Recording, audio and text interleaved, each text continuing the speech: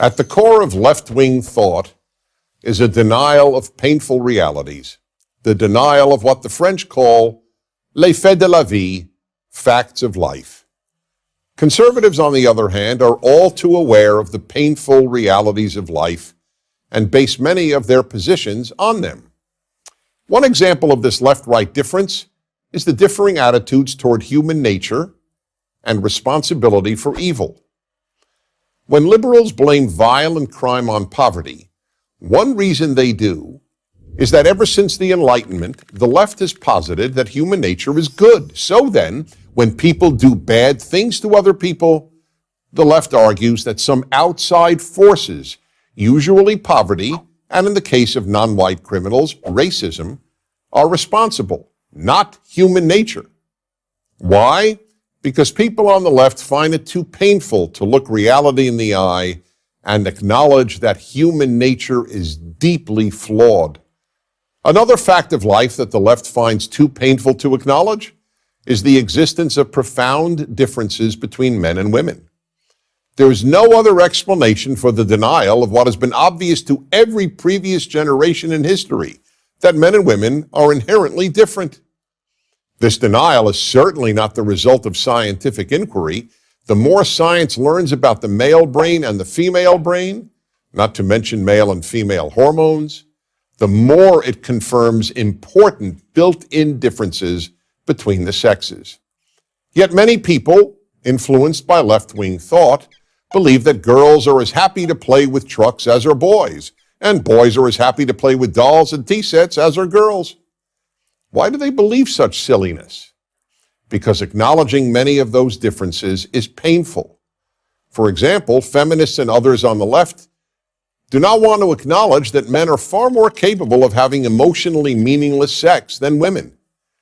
Therefore, feminism has taught generations of young women that they are just as capable of enjoying emotionless sex with many partners as are men.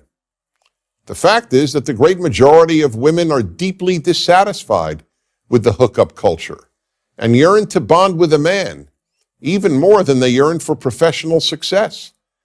But feminism came up with the famous and false phrase, "A woman without a man is like a fish without a bicycle," to counter the painful reality that most women feel incomplete without a man in their life, just as, I might add, most men feel incomplete without a woman. Ironically, however, most men have no trouble acknowledging this.